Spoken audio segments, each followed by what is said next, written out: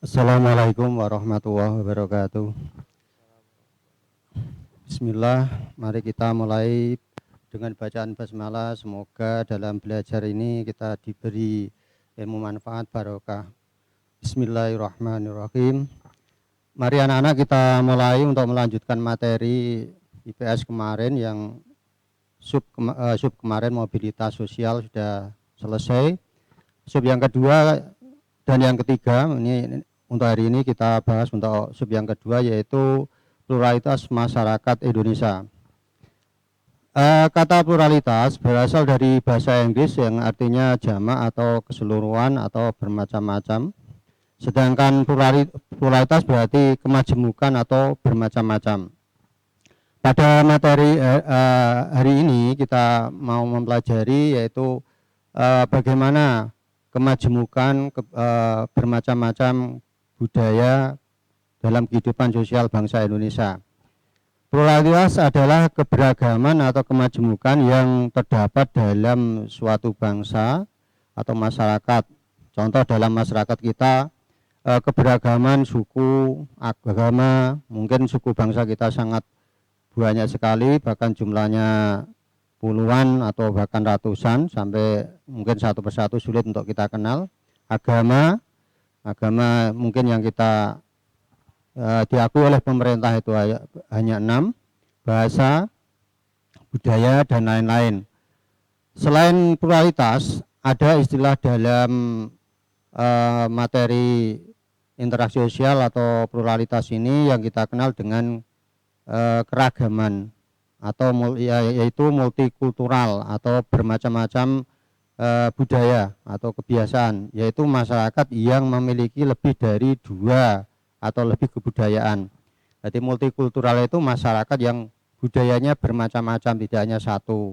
Misalnya seperti masyarakat Jawa. Masyarakat Jawa ini multikultural, ada dari Arab, dari Cina atau Tiongkok, dari keturunan Negro, dari keturunan Melayu, dan lain-lain. Ini termasuk ciri dari multikultural. Terus kita lanjutkan, unsur kemajemukan dalam masyarakat multikultural meliputi satu, ciri fisik. Kalau kita bandingkan orang Jawa mungkin fisiknya beda dengan orang Papua beda dengan orang Tiongkok beda dengan orang Batak, dan lain-lain. Ini contoh fisik. Terus ciri sosial, kehidupan sosial atau masyarakat kita beda-beda. Kita lihat bisa dalam acara-acara kemasyarakatan atau keagamaan. Kalau yang Islam, acaranya keagamaan beda dengan yang non-Islam. Ini contoh. Terus peringatan hari besar pun beda. Terus yang ketiga, ciri budaya. Budaya kita bermacam-macam. Termasuk Indonesia itu kaya akan budaya yang sangat besar. Sehingga budaya-budaya inilah merupakan kekayaan negara kita. Terus yang selanjutnya yaitu ciri agama. Agama pun 6 tadi yang diakui atau resmi oleh pemerintah itu pun masing-masing mempunyai ciri dan budaya yang beda-beda. Satu dengan yang lain itu beda. Jadi tergantung dari penganut masing-masing. Terus unsur individu, unsur dari kebudayaan. Apa sih itu kebudayaan? Kebudayaan adalah hasil budidaya manusia. Kalau menurut Sela Sumajene itu budaya meliputi ada rasa, karya, dan cipta. Ini budaya. Jadi hasil budidaya manusia ini yang kita kenal dengan kebudayaan. Apa yang termasuk dari unsur budaya? Budaya meliputi satu, pengetahuan. Pengetahuan di mana suatu masyarakat mempunyai pengetahuan lain akan menciptakan budaya baru. Masyarakat Islam mempunyai budaya Islam karena dia memiliki pengetahuan Islam. Masyarakat non-Islam pun seperti itu. Terus yang kedua, teknologi. Teknologi juga akan menciptakan budaya. Ini contoh aja, mungkin sekarang teknologinya digital. Akan muncul budaya-budaya digital. Kita tidak lepas dengan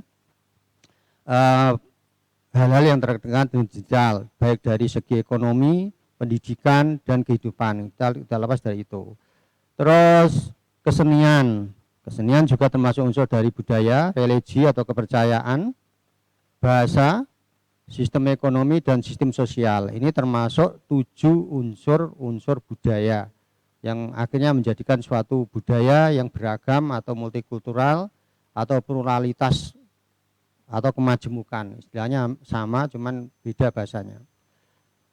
Kebinekaan masyarakat Indonesia diantaranya atau bermacam-macam atau perbedaan masyarakat kita yaitu satu, perbedaan suku bangsa.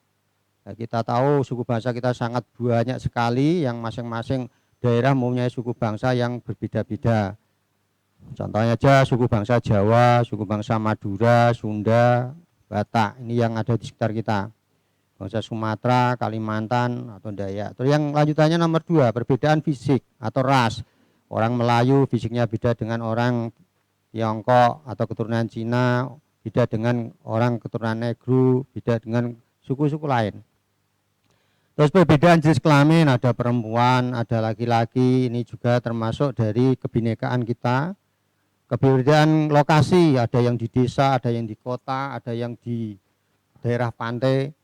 Terus perbedaan agama, ini agama yang diakui tadi ada 6 tadi, Islam, Kristen, Protestan, Katolik, Hindu, Buddha, dan Konghucu. Ini merupakan termasuk kekayaan bidang agama yang ada di Indonesia, yang semuanya memiliki ajaran pedoman yang berbeda-beda. Terus yang keenam, perbedaan budaya. Budaya atau kebudayaan merupakan hasil karya, rasa, dan cipta masyarakat. Ini menurut Selo Sumarjan. Dari 3 istilah inilah itu rasa, cipta, dan karya inilah ya unsur dari budaya.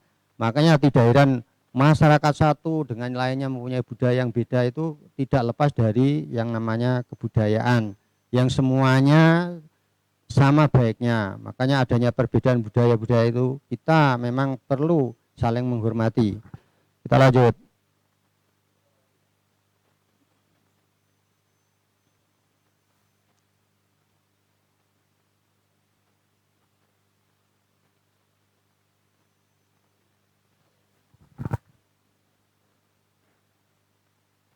Faktor yang mempengaruhi penyebaran kebudayaan di Indonesia, apa yang menyebabkan budaya-budaya kita itu bertempat di semua wilayah yang semuanya mempunyai ciri-ciri khas sesuai dengan wilayah masing-masing, yaitu penyebaran budaya dipengaruhi yang pertama yaitu geografis, suatu tempat.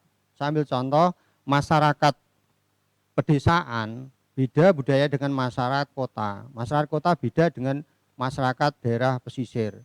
Kenapa? Karena dipengaruhi faktor geografis. Dari mata pencarian untuk mungkin orang desa, masyarakat desa itu petani, orang kota yaitu usaha atau jasa, terus wira swasta. Kalau yang masyarakat pantai, nelayan atau mencari ikan. Ini yang pertama faktor geografis. Yang kedua perbedaan agama. Agama semuanya mempunyai ajaran-ajaran sesuai dengan keyakinan masing-masing. Yang itu yang menimbulkan perbedaan budaya, penyebaran budaya. Mungkin yang masyarakat Islam budayanya ya mungkin sesuai dengan nilai-nilai Islamnya, yang selain Islam sesuai dengan nilai-nilai agama masing-masing. Terus hubungan dengan dunia luar, budaya kita akan dipengaruhi juga oleh dunia lain atau dunia luar. Makanya kalau mungkin orang yang hidupnya atau bekerjanya di luar negara, mungkin dia akan terpengaruh dengan budaya negara yang mereka tempati, atau misalnya yang hidup di Arab, di Eropa, di negara Amerika, ini pun akan sedikit banyak akan membawa budaya dari negara yang mereka kunjungi. Terus lanjutannya sejarah persebaran nenek moyang. Kalau kita tahu nenek moyang kita itu memang menyebar dari semuanya memang dari Cina atau Yunan atau Cina kecil, Yunan ya, atau Cina itu daratan Cina kecil sana, itu terdiri dari ada yang dari kelompok kulit hitam atau suku Negro, atau yang kedua dari keturunan Mongoloid yang akhirnya menjadi suku Melayu. Itu penyebarannya berbeda-beda. Makanya antara orang Jawa, Sumatera, Kalimantan itu mirip karena nenek moyangnya mirip. Beda dengan orang Sulawesi, Maluku, yang Papua nenek moyangnya beda dengan kita. Itu sejarah dari penyebaran nenek moyang. Terus lanjutnya peran dan fungsi keragaman budaya. Apa sih peran dan fungsi budaya? Satu, yang pertama, sebagai daya tarik bangsa asing.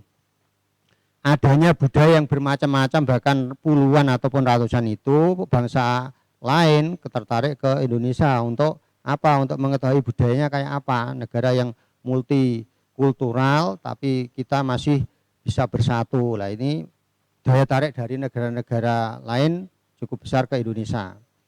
Terus B, mengembangkan budaya nasional. Kalau kebudayaan daerah baik, budaya nasional itu kan baik. Contoh aja misalnya budaya nasional bahasa Indonesia. Sesama warga Indonesia saling menghormati budaya lokal. Juga budaya nasional yaitu bahasa Indonesia misalnya. Jadi semua orang kalau sudah pakai bahasa Indonesia semua merasa memiliki. Ini berarti kenapa? Di budaya daerah saling menghormati. Jadi akhirnya budaya nasional pun juga ikut menjadi baik. Yang ketiga, tertanamnya sikap toleransi. Toleransi atau saling menghormati budaya lain itu sangat penting, apalagi Indonesia yang multikultural ini mudah sekali dipecah belah, pertengkaran, permusuhan karena perbedaan. Makanya kita yang kembangkan di pendidikan ada bagaimana kita toleransi, menghargai budaya orang lain yang tidak sama sehingga nanti tercipta kebudayaan nasional yang lebih baik atau penyatuan. Terus D, saling melengkapi hasil budaya. Budaya yang kurang kita lengkapi, budaya yang baik kita kembangkan. Ini penting untuk berfungsi keragaman budaya sehingga nanti tercipta bermacam-macam budaya yang saling bervariasi dan saling toleransi, tidak saling bermusuhan. Terus yang kelima atau E, mendorong inovasi kebudayaan. Budayaan yang sudah ada kita kembangkan, kita dorong bagaimana supaya budaya lebih baik. Jadi supaya budaya-budaya yang ada semakin baik dan tidak semakin tambah rusak oleh perkembangan budaya yang baru. Terus masalah yang timbul dari keanekaragaman budaya yaitu pertama adanya keanekaragaman budaya, masalah yang timbul pertama disintegrasi bangsa, perpecahan antar bangsa. Gara-gara berbeda budaya, lah ini yang sering terjadi, mungkin kita lihat dalam TV-TV itu sering pecah gara-gara perbedaan budaya. Ini atau bahasa lainnya itu intoleransi lah bahasanya itu. Terus yang kedua, masalah kesenjangan sosial antara yang kaya, yang miskin, yang menengah ini terjadi jurang yang sangat dalam gara-gara perbedaan atau keanekaragaman masyarakat itu, budaya yang beda. Terus C, masalah ketegangan atau gesekan antar etnis, antar kelompok, antara agama, antara suku, antar budaya. Yang untungnya kita sampai hari ini mungkin Indonesia masih damai, masih rukun walaupun telah teruji berulang-ulang kali oleh pemecahan-pemecahan dari perbedaan tadi. Terus masalah hubungan antar mayoritas dan minoritas, nah, ini juga masalah, jumlah yang mayoritas biasanya harus memang toleransi pada yang minoritas. Minoritas pun sama harus menghormati yang mayoritas, tidak saling mencari-cari kesalahan, permusuhan dan lain-lain. Terus masalah hubungan antar umat beragama ini sangat sensitif, apalagi kita yang tadi kita sebut minimal ada agama yang resmi diakui oleh pemerintah itu ada 6.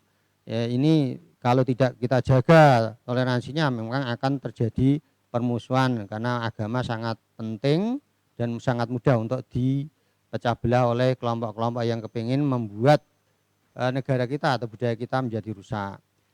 Apa upaya untuk menciptakan keharmonisan bersama dalam masyarakat? Satu, sikap toleransi yaitu saling menghormati supaya masyarakat tidak terpecah belah. Perlu anak-anak saling menghormati walaupun beda, walaupun semuanya beda. Yang penting kita melaksanakan ajaran kita, agama kita, budaya kita masing-masing. Terus B, sikap empati yaitu sikap ikut merasakan apa yang dirasakan oleh orang lain. Jadi penting sekali kalau kita merasakan apa yang dirasakan oleh orang lain atau empati, maka kita tidak akan semena-mena terhadap orang lain dan kita akan saling menghormati antara satu dengan yang lain. Itu contoh-contoh pluralisasi kebinekaan Indonesia atau kemajemukan bangsa Indonesia yang perlu kita dalami, yang kita perlu pahami, sehingga nanti terciptalah budaya-budaya yang semakin baik, budaya-budaya yang saling berkembang dan tidak saling permusuhan. Demikian untuk materi kali ini, untuk pluralisasi atau multikultural atau kebinekaan bangsa Indonesia. Barangkali ada yang ditanyakan. Terima kasih atas materinya. Mungkin ada dari anak-anak ada yang memberikan pertanyaan atau ada yang masih bingung dengan materi.